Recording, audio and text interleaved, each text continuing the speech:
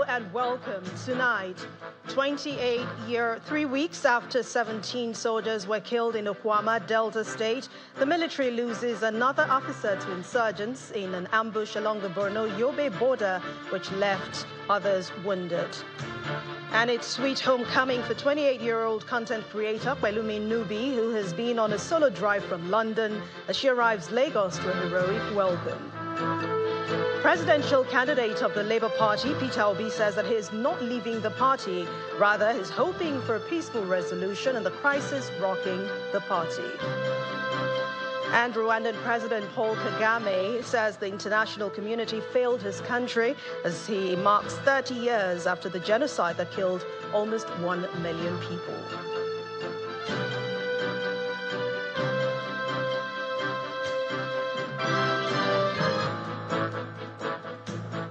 3 weeks after the killing of 17 soldiers in Okwama, Delta State, suspected terrorists have ambushed a military formation in Magza, which is a community along Damaturu Road in Borno State, killing an army lieutenant. A statement by the defense headquarters says the officer was killed while 4 other military personnel were wounded during an ambush by terrorists in Borno State on Friday.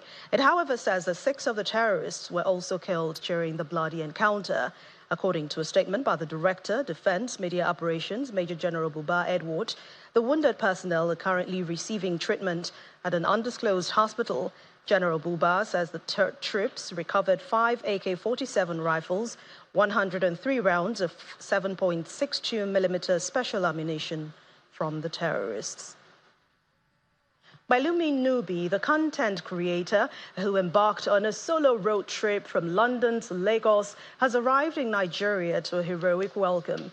Pelumi was received at the Nigerian-Benin Republic border on behalf of the Lagos State government by Honorable Commissioner of Tourism, Arts and Culture, Mrs. Toke Benson Awoyinka, and the Special Advisor, Tourism, Arts and Culture, Idris Aregbe. Pelumi Nubi's second stop was at Badagry, from which she headed to Unilag for her homecoming celebration. Nubi, who began the trip on January the 31st this year, was involved in an accident while on the journey.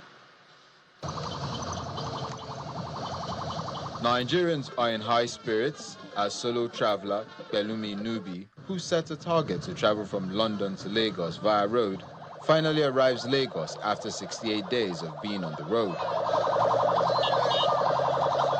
She's received at the Nigeria-Seme border by a host of media houses, high-profile personalities, and government officials as she arrives in her purple car dressed in a marching-colored Ashoke jacket.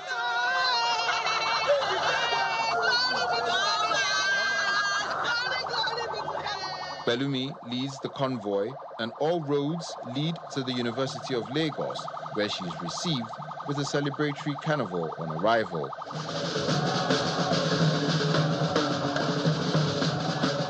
She seems determined to do this all over again in spite of the challenges she faced along the journey. Honestly, I think we should do more audacious things as humans. I think it's very important to step out of our comfort zone. I really wanted to explain the continent I was born into as well. I did not see enough representation. I didn't know people that look like me, so I wanted to do that. You know, showcase our beautiful continent to people. And by road allows you the freedom to stop whenever you choose to. I decided to use the same car I've had because I didn't want that to stop me. Use the things you have, use the equipment you have. And yeah, I just wanted to document it so other people will be inspired to step out of their comfort zone and do brilliant things and, you know, audacious things as well. Pelumi's father, Professor Timothy Nubi, smiling with a sigh of relief, recounts the sleepless nights he experienced during her 68 days of traveling from London to Nigeria by road. We were the security that we put in place, that we followed her every hour. She will send a Google map of where she's sleeping, in the forest, in the desert, anywhere. So, first person to call the following morning, the night was well, then I'm moving now. So, when she gets to the next settlement, she'll tell, it's a journey together for the last 2 months. So, that's why I said we can sleep now. Chairman of Nigerians in Diaspora Commission, Akeredolu Erewa, who was on ground to receive Pelumi Nubi, commends her on her achievements applauding her for being an inspiration to women all over the world. Pelumi, in fact, I buy everything. I buy woman. You know, just sitting down there, having the first female vice chancellor of the University of Lagos to your right, having me seated just next to you, in between two amazing women. Aren't we just proud? Nigerian women make some noise! So Pelumi, you are an inspiration. And Pelumi, indeed, you are an achiever. What more can I tell you? Thank you for inspiring us. Thank you for making us know that you can be what you want to be. You can achieve anything you want to achieve. Nothing will stop you but yourselves. Children, adults, people from all walks of life are all amazed at this great feat that Pelumi Nubi has achieved, and the celebration of her courage is what is on the lips of many.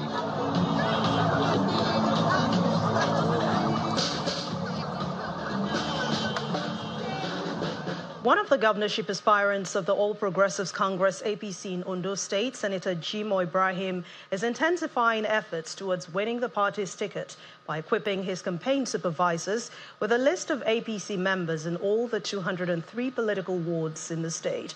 According to Senator Ibrahim, the strategy is deployed by the campaign organization to mobilize party members to vote for him in the April 20th, 2024 APC governorship primary election in the state.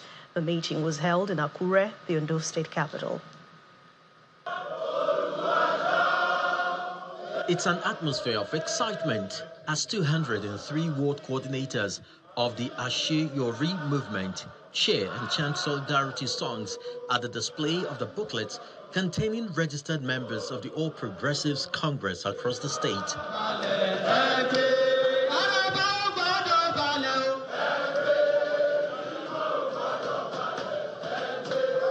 The governorship aspirant takes it upon himself to distribute the document.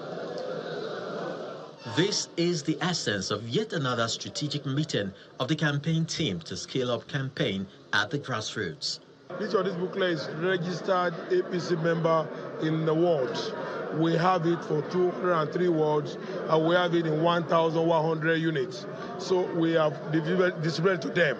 So that when we want to do direct primaries, then these financial members of APC are the ones that will vote, and they will know them, and they will tick from the register, so that it makes the voting easy and very quick. And then again, it also shows our strength. Leaders of the movement commend the APC aspirant for this new approach to politics in Ondo State.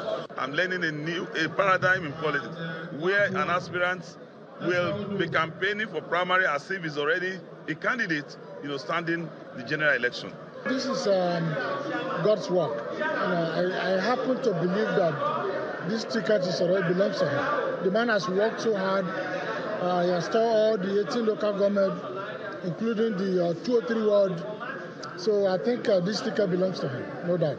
Apart from printing the names of APC registered members in Ondo State, Senator Imo Ibrahim says he has cleared the annual dues for 100,000 registered members of the APC in Ondo State. They are quite fine to go, but the key thing is the 100,000 people in our register for primary. Remember, in our register, we have 487,000 people right now, but this is for primary, 100,000 we are paying for.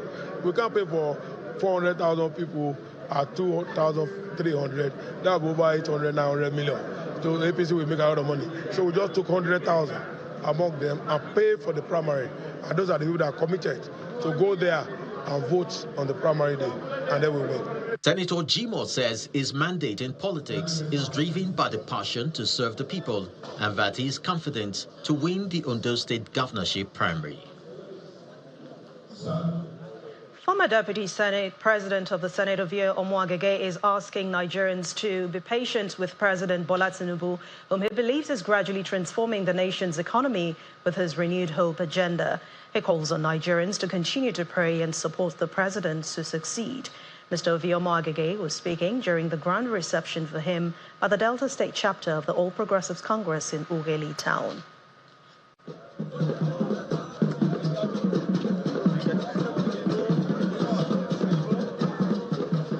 The grand arrival of the former Deputy Senate President Ovie Omo-Agege at the Osubi airstrip is to send a strong signal that the All Progressives Congress in Delta State is already strategizing towards the 2027 general elections.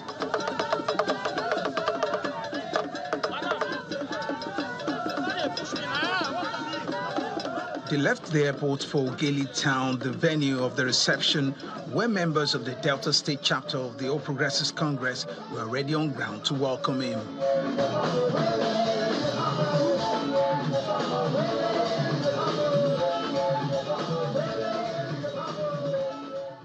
When they wanted to stop me from being the candidate, he stood his ground and said, yes, he may be incarceration, but I have an agreement with Buhari when we were bringing me in that he will be the candidate. I would rather lose my position than to see that nobody is not the candidate. Why will I not be grateful to him? Right now, we just want to tell him thank you for his achievements for us, not just Robo, who he represented as a senator, but as the Deputy President of the Senate of the 9th Assembly, he had unprecedented success. 4 years as Deputy President of the Senate is not something to be sneezed at, it's something to be proud of and something to definitely be celebrated. So we're here to celebrate him firstly. And it was time to address his supporters. He started by calling for a 1-minute silence for the repose of the souls that were lost during his campaign last year. 1 minute of silence. May the souls of these 5 departed Deltas rest in perfect peace. Amen. Appreciating the people of the state for their support since 2015, when he was first elected as senator, the former Deputy Senate President calls for prayer for President Tinubu. He has a mandate, some say it's 4 years, but we believe it's a mandate of 8 years. And we know that 8 years is going to turn everything around in this country. And all of us will benefit from it. So it's an appeal I'm making. Be patient. Your own turn will also come. The 2023 elections have come and gone with lessons learned for all parties. The Delta State APC says this homecoming for its governorship candidates is a drive to prepare for its triumph in future elections in the state. The former governor of Imo State, Mr. Akeredolu Hakim, has been speaking on the relationship between incumbent governors and their predecessors in the Nigerian polity. According to the former governor, it is in the interest of the people of any state for former governors and the incumbents to work closely together in order to ensure development of the state. The former governor, who was speaking at the Thanksgiving service in Oguta, Imo State, says that it is unfortunate that some former governors and their predecessors are daggers drawn, and this is often to the detriment of the states.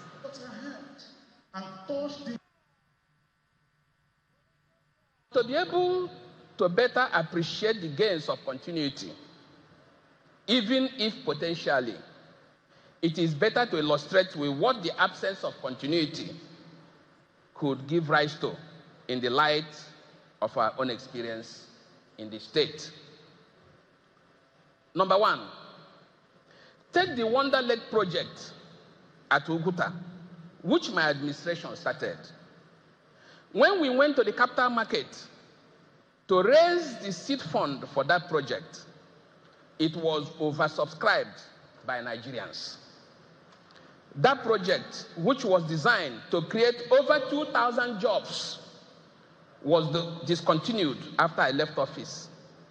And the huge fund in the project account misapplied.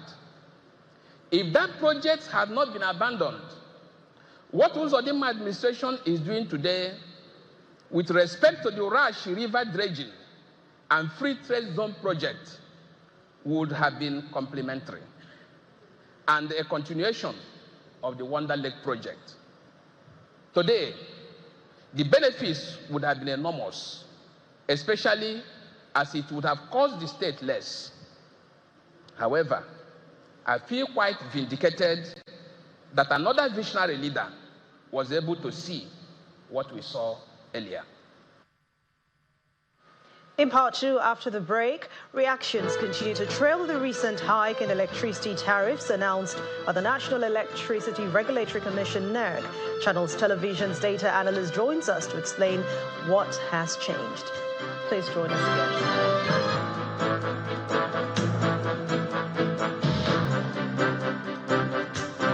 Welcome back. If you've just joined us, you're watching the news at 10 on Channels Television. A reminder of our main stories. 3 weeks after 17 soldiers were killed in Okwama, Delta State, the military loses another officer to insurgents in an ambush along the Borno-Yobe border, which left 4 people wounded. It's sweet homecoming for 28-year-old content creator Pelumi Nubi, who's been on a solo drive from London as she arrives Lagos to a heroic welcome. Presidential candidate of Labour Party Peter Obi says that he is not leaving the party. Rather, he's hoping for a peaceful resolution to the crisis rocking the party. And Rwandan President Paul Kagame says the international community failed his country as he marks 30 years after the genocides that killed almost 1 million people.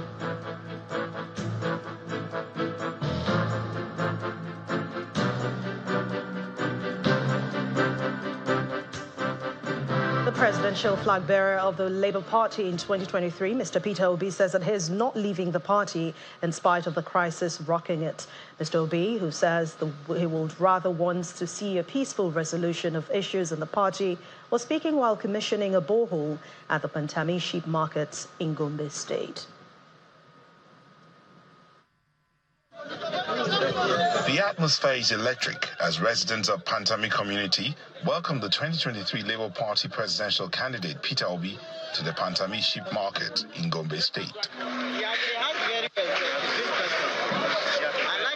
Identifying the need for Pantami Sheep Market to have water for humans and animal consumption, he's donating this borehole and rams to the Muslim faithful.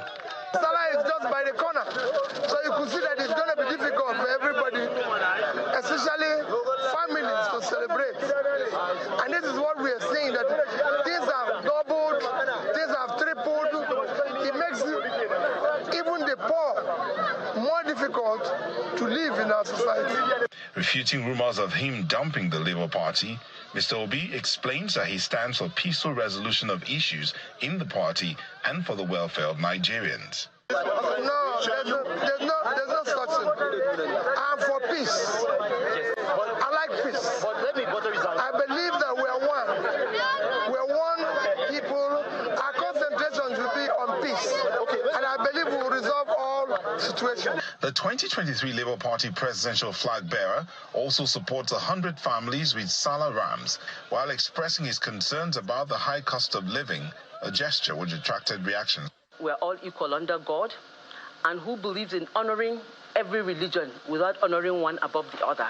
So for him to do this in the period of Ramadan, he's recognizing the fact that our Muslim brothers and sisters are fasting, and he wants to identify with them as a kind of a solidarity at this period, and also to show that he is not a religious bigot.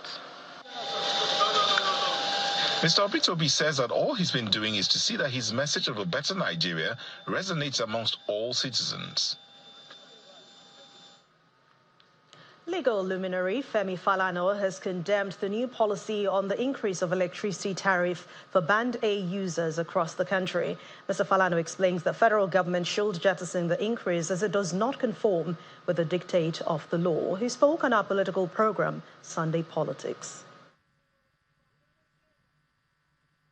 I have studied the provisions of the Electricity Act of 2023. I cannot identify the role of the Minister of Power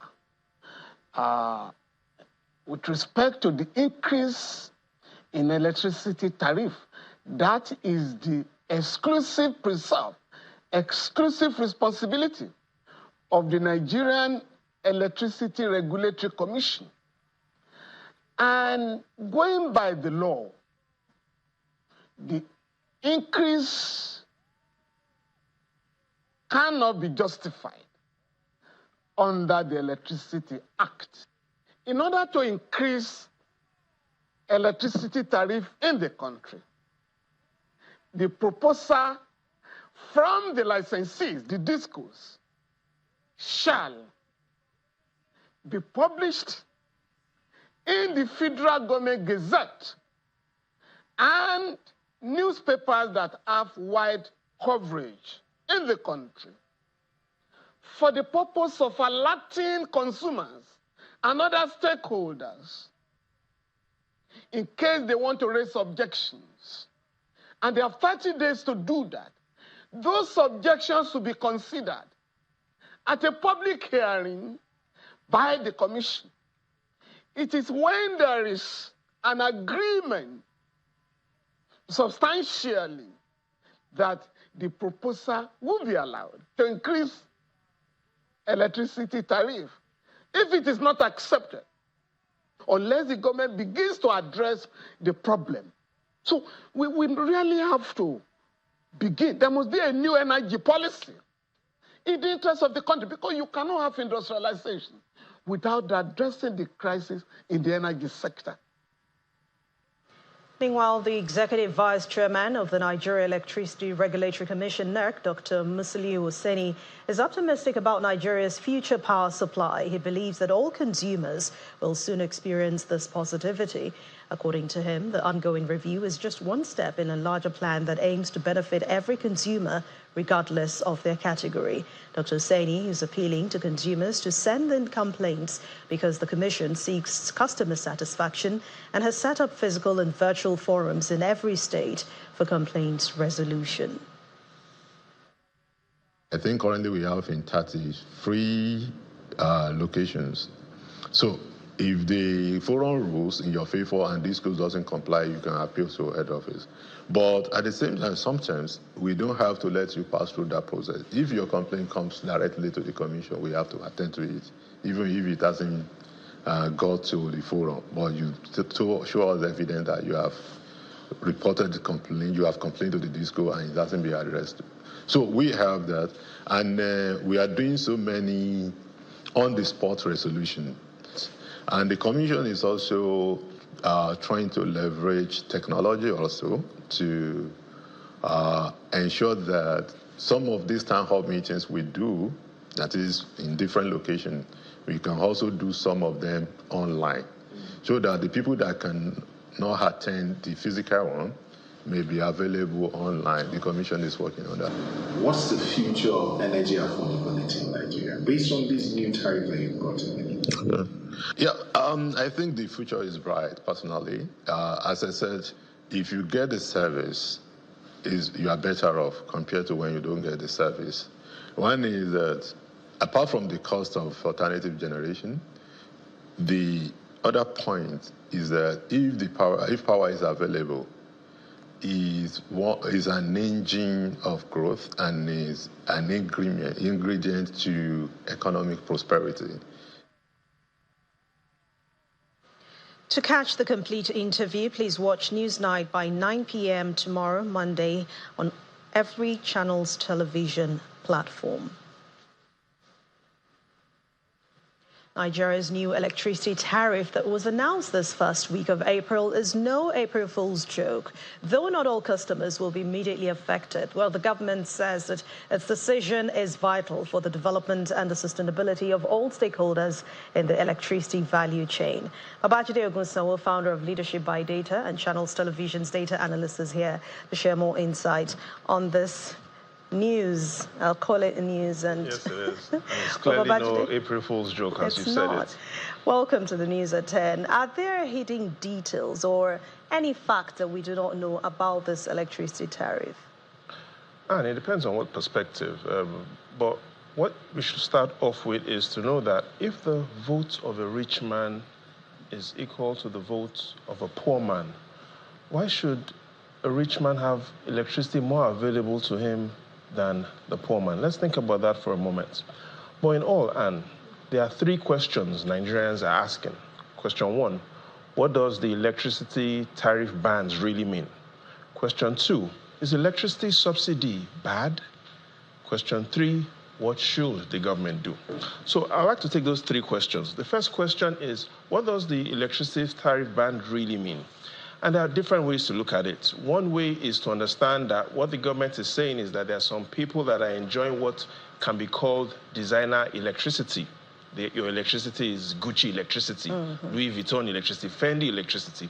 And there are some at the lower cadre that their electricity, in simple terms, is classified as pit latrine electricity. That's one perspective. But another perspective is to understand that what the government has done in social psychology terms is called social stratification. And social stratification in this context, in simple terms, is marginalization based on location and discrimination based on income. Is that the sort of society we want to evolve to? Now, to the second question, which is electricity subsidy bad? Simple terms, no. And that's because electricity subsidy globally, especially for an undeveloped country like Nigeria, assists families to have more disposable income that they can use to spend on healthcare, drugs, send their children to school, education, and also buy some food. Now to the third question, what should the government do? And the answer is clearly in the Constitution. If we take a look at that, Section 16, subsection 1B, very clear. It states that in controlling the national economy, the government needs to emphasize the basis of social justice and equality of status and opportunity. Emphasis on equality of status and opportunity. In simple terms, everybody should enjoy the same level of electricity, irrespective of your status. But Babajide, when you look at data and all the facts you have, how much progress has been made into metering households across the country? And you know, I usually talk about the good news and bad news. When it comes to metering, the fact shows it is all bad news. And I'll explain what I mean. This year, 2024, will be a decade past a century since Nigeria has been the amalgamation of Nigeria happened. If we look at the numbers from the Bureau of Statistics, there are 44 million households in Nigeria. And if we take a look at the numbers that were presented by the regulator recently, it shows that, yes, Nigeria has 44 million households. However, only 5 million of these households have meters. And in simple terms, on an average, for every 9 families living in Nigeria, only 1 family has a meter. This is 11 decades after Nigeria has come together. For every 9 families, only 1 has a meter. Bad news. Second bad news is, as we're having this conversation, Nigeria still has more customers receiving estimated bills than customers who have meters. If we continue to grow at the rate which we are growing, looking at metered customers, even as at the next 4 years, we are not likely to have up to 10 million families with meters. That is the challenge. And now, which locations are most likely to be affected by this new electricity tariff? Yeah, so the government says it will be structured. Yes, for those that are, their lights, electricity are classified as the Gucci, LV, and Fendi. Yes, they are currently going to be the ones that will be first affected. But at the end of the day, it will touch everyone. And so we can take a look at the Bureau of Statistics report that allows us to know which locations do families on an average spend more money on fuel and light, because it then allows us to know which regions will feel more of the pain. And that information is right in front of us. The NBS clearly shows that these are the top 15 countries where families on rent, on fuel and light spend more than 5% of their expenses on that. But what you will notice here is that all the states in the Southwest fall within this top 15. And you also have 11 states in southern Nigeria within this top 15. So the summary is, while all regions and all families will eventually feel the pain, most of this pain will be felt in southern Nigeria, especially in southwest Nigeria. So with all the reactions trailing this, what should the government be doing next now?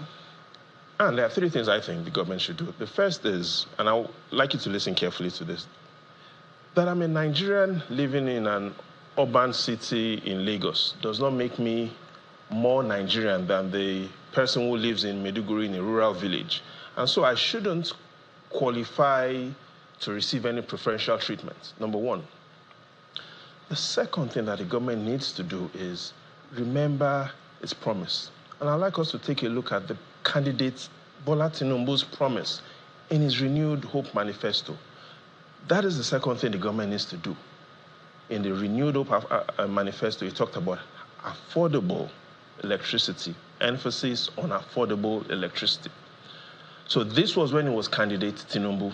Now he's President Tinubu. He needs to pick up his manifesto and decide, will electricity still be affordable?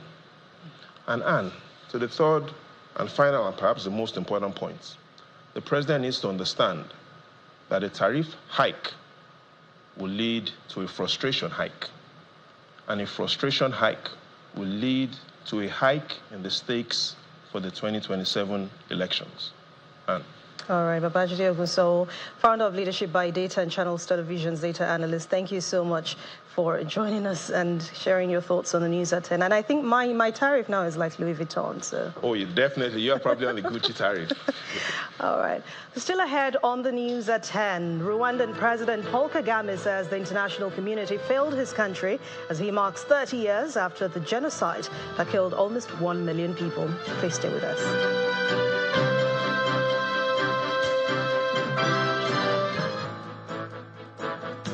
Stay connected to the world with Channels TV Podcast and get all the trending stories. Simply log on to channelstv.com, click on podcast, select the program of your choice, and listen. Our podcast is available on Apple, Google, and Spotify. Tap the expertise you trust.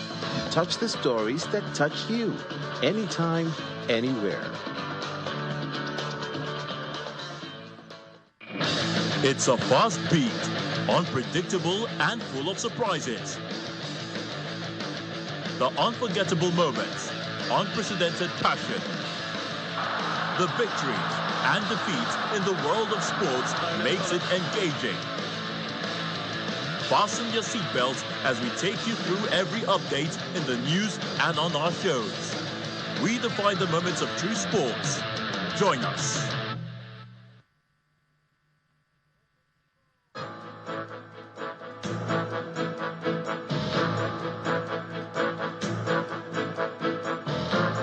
Welcome back. President Tinubu has arrived in Lagos ahead of the Eid al-Fitr celebration. The president was received at the presidential wing of the Murtala Mohammed International Airport by the Lagos State Governor, Babajide Sanwo-Olu, alongside the Secretary to the State Government, Abimbola Salihu, as well as the State Head of Service, Olabode Agoro, and other members of the State Executive Council.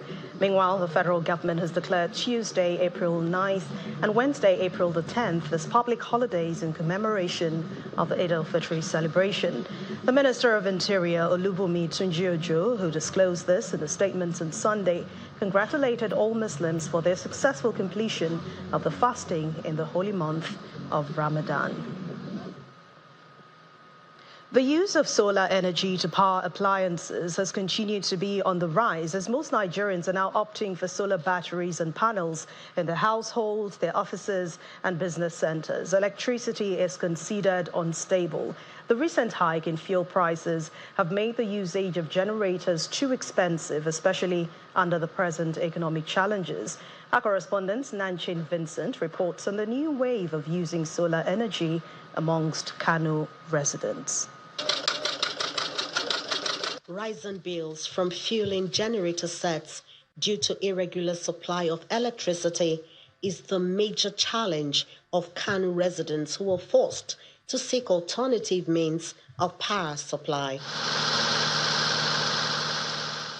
With irregular power supply, residents of Kano are embracing solar power, which works by converting energy from the sun into power through the use of solar panels, which varies in sizes, mostly attached to rooftops.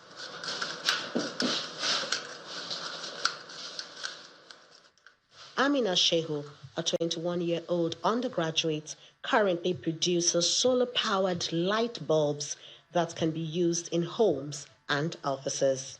Ina so a yanzu haka na iya abubuwa anything bangaren da ya danganci. My decision is to become a renowned engineer, providing solutions to problems. Making these solar lights for houses to use at night is a cheaper alternative. Government agencies are also embracing solar power as the state changed all its street lights to solar energy.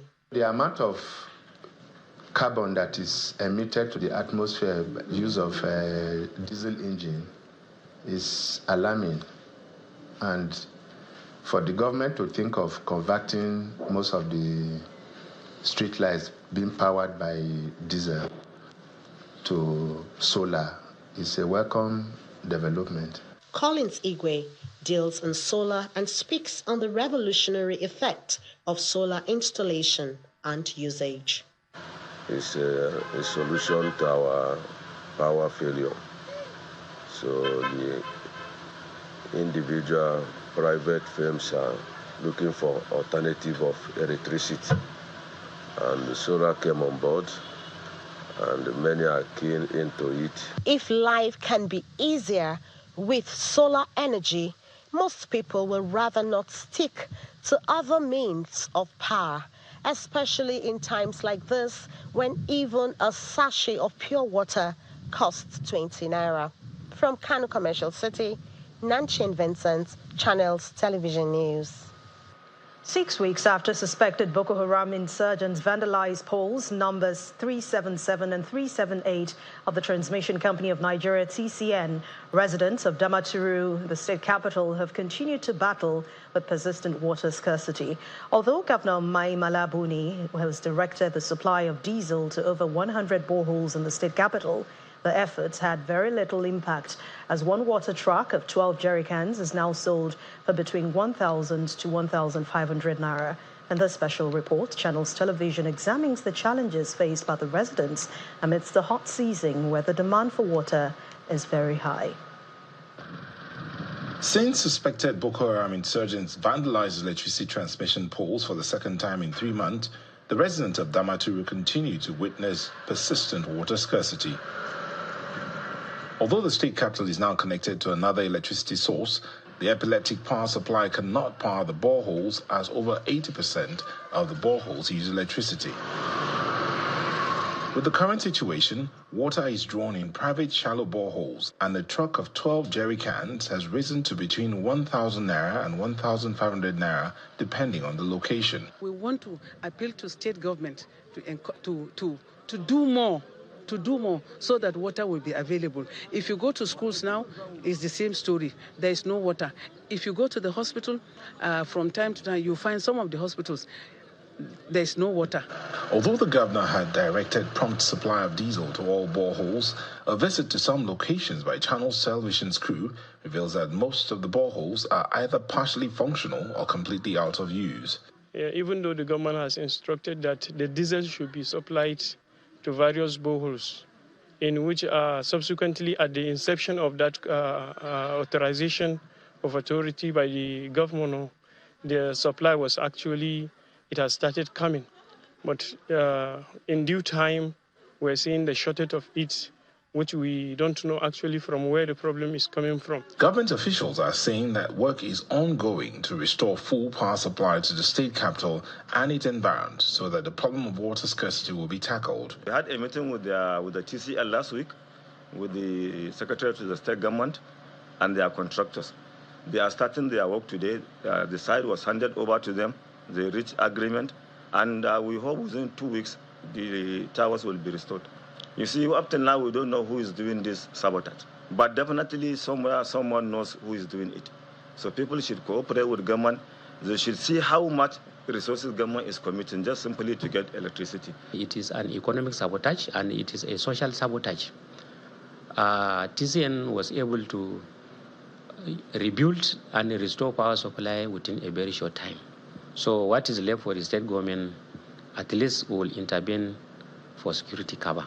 As the residents look forward to when electricity supply would fully be restored, economic activities in the state appear to be on the decline. The Borno state government has sealed the largest pure biotech ethanol production plant located along the Makurdi-Boko Road over violation of safety standards that led to the death of a welder and injured another. The measure, according to the Attorney General of the State and Commissioner for Justice, Mr. Fidelis Nyim, the state governor Hyacinth Alia gave this directive after news of the death and injury got to him, following attempts by the company to conceal the explosion that led to the casualty.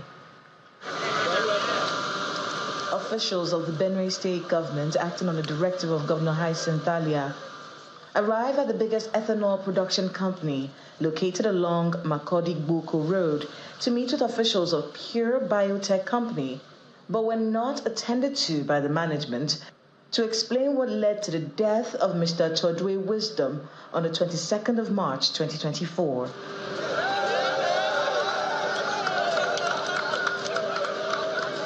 After waiting for an hour, the Commissioner for Justice, Mr. Fidelis Nyim, requested for the Chinese expatriates' work permit, only to discover that they were working with expired work permits. The team handed down their verdict by sealing the plant as the explosion of the 22nd of March had claimed one life at the company. We found that there is no safety manager, there is no safety plan of whatever form. And it's quite bad that this place, if those safety rules are not complied with, will soon become a death trap. And in order to avoid such occurrence, His Excellency directed us to come here and to comply with his with his directive. We hereby seal the operation of this company pending when all the safety measures and other regulatory framework are fully complied with. This guy probably was working without any form of observation. And so he wetted an ethanol tank that was not purged. And there was an explosion. And the guy died. This was concealed. The company spokesperson says the death was an accident and pledges to fix all lapses. We have employed a consultant now on safety. We are a law-abiding company. We are going to obey the rules and regulations of the Nigeria and the Benue states at large. Yearly, we have a safety officer. About a month, he resigned. We have advertised that we need a qualified safety officer. Unfortunately, this didn't happen within the time we are looking for a safety manager. The company is formally sealed after being shut down, pending when all issues raised have been addressed. Let's head to Adamawa State now, where residents are marking this year's Eid al-Fitr celebration on a low scale due to the prevailing harsh economic situation, which has curtailed their purchasing power. But they say that although the period is meant for spiritual awakening, they have to suspend other needs during the religious festivities due to the economic hardship in the country. With the end of the Ramadan fast approaching, a lot of challenges are being faced by families due to the high cost of essential commodities. The bricks business associated with the season by traders has dropped as they lament the low turnout of buyers. A soft drink seller at the Jamiton Modern Market laments the increase in the prices of goods. These traders lament the lack of patronage, which they attribute to the high cost of items as a result of the government's economic policies. Before, it's at 2,500, but now it's 3,300. Like the small one, we sell it 1,600 before, but now it's 2,300. There is no sales, sir. Prices of goods are very high. Customers cannot buy. And, the price of goods has gone up and the incomes of buyers has not gone up. So definitely there will be no sales. Residents are not exempted from the lamentation, as some say they cannot afford the purchases usually associated with the Salah celebration. Like last month, I bought a carton of milk. I used to buy mixed carton. It was 15,200. Then today I came to buy it's 19,000. Last month I bought carton of Milo for 19,000. Today it's 22,500. So it's not going down. It's really going up. In order to reduce the suffering the people are going through, the Adamawa State government, through its Poverty Alleviation and Wealth Creation Agency, has come up with an initiative of alleviating the hardship its citizens are going through. During the flagging of the program, I told the beneficiaries and the stakeholders that let us now give His Excellency Right Honorable Ahmed Umaru Fintiri, the Omat Achiever and Empowerment Peseta, the justification for him to enroll more beneficiaries. That justification is do what is expected for you to do with this money, that is engage in a micro business, so that His Excellency can now, as the money permits, he can enroll more beneficiaries. Although there are various poverty alleviation programs introduced by the Adamawa State government, residents say the economic hardship has made them to focus on the spiritual benefits of Ramadan. They, however, pray that the country will soon overcome the economic challenges confronting the nation.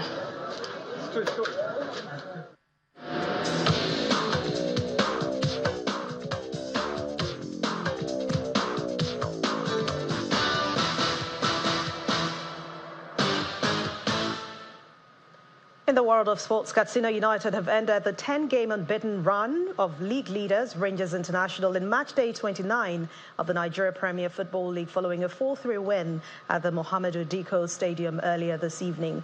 Well, despite the defeat, the Flying Antelopes maintained top spot as they enjoyed a superior goals difference ahead of Lobi Stars, who edged defending champions Enyimba by a lone goal. Both teams are on 51 points. At the Enyimba International Stadium in Aba, Heartland defeated Sporting Lagos 3-1. Kwara United and Bendel Insurance played a 1-1 draw. The biggest win of the day was in Minna, where Niger Tornadoes thrashed Gombe United 5-0. Liverpool's Premier League title challenge was dented by spectacular goals from Bruno Fernandes and Kobe Mainoo, who snatched a 2-2 draw for Manchester United this evening. The visitors dominated the majority of that game, but they needed a Mohamed Salah penalty 6 minutes from time to avoid a second defeat at Old Trafford in the space of 3 weeks. Also, the stoppage times equaliser has rescued a point for Sheffield United in a 2-2 draw with Chelsea, as Mauricio Pochettino's side missed the chance to move to within 3 points of Manchester United. Tottenham Hotspurs beat Nottingham Forest 3-1 at Tottenham Stadium.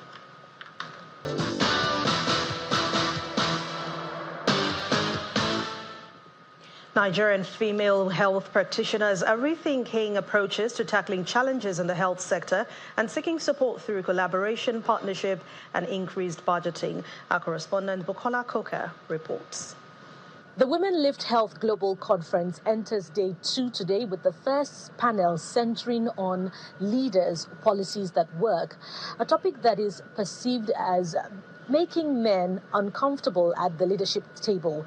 And the reason is not far-fetched. The question is often asked, why do women need policies that work to advance their cause at the leadership table? Perhaps the speakers today will attempt some answers. It's a convergence of healthcare professionals, women parliamentarians and public healthcare workers from NGOs and civil society organizations from across the globe.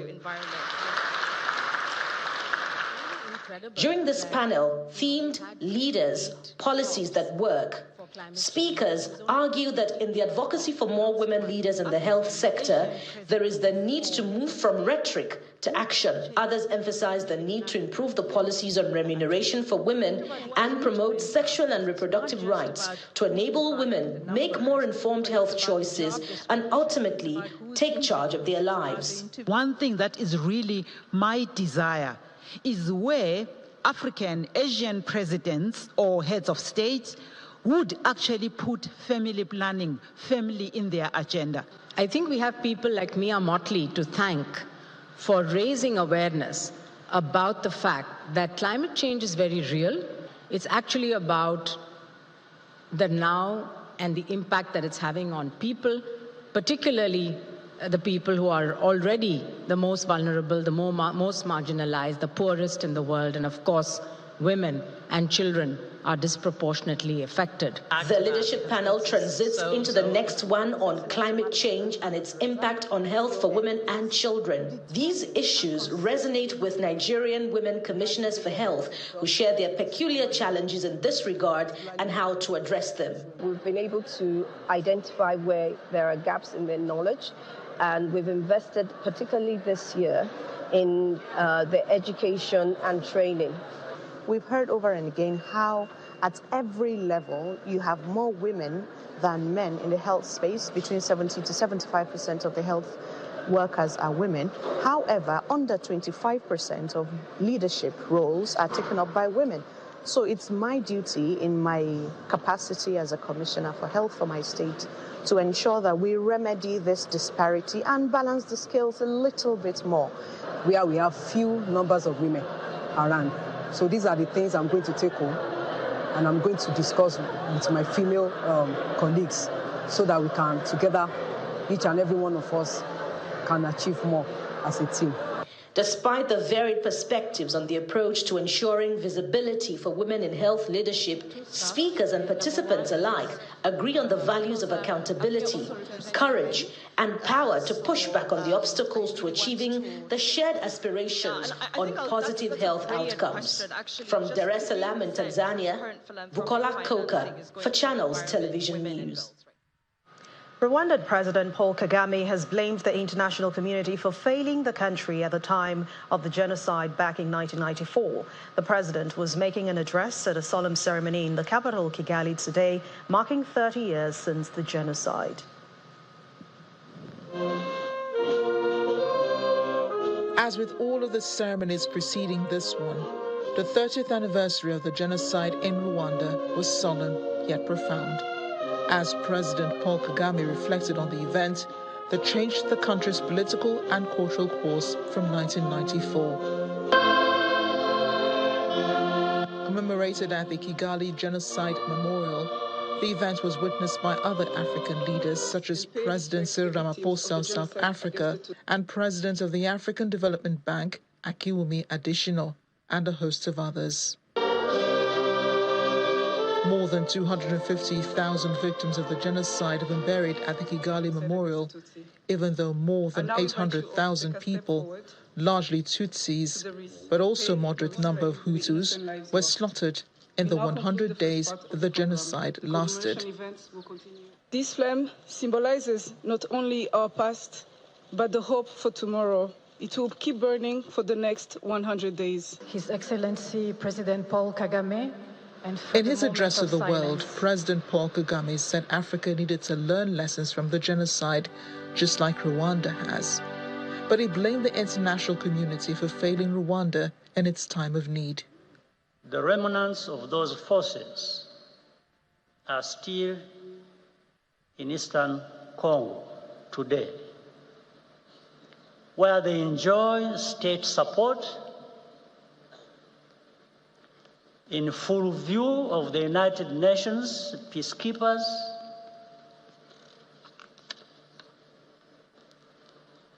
their objectives have not changed. And the only reason this group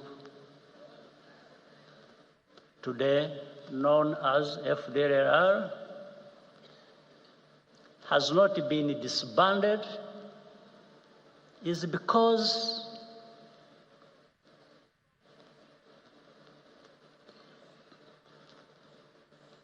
their continued existence serves some unspoken interest. He also said Rwanda was completely humbled by the magnitude of its loss and that lessons learned are engraved in blood. The more Rwanda takes full responsibility for its own safety and dignity, the more intensely the established truth about the genocide is questioned and revised. French President Emmanuel Macron had sent a recorded video message earlier on Sunday, acknowledging that his country and its allies could have stopped the genocide, but lacked the will to do so. And the main news again. Military authorities today announced the killing of an army lieutenant by insurgents along the Borno-Yobe border. The incident, coming barely 3 weeks after 17 soldiers were killed in Okwama Delta State, also left 4 other soldiers wounded. That's the news at 10 tonight. Thank you so much for watching. I'm Anne Mwawadu. Have a wonderful week ahead. Good night.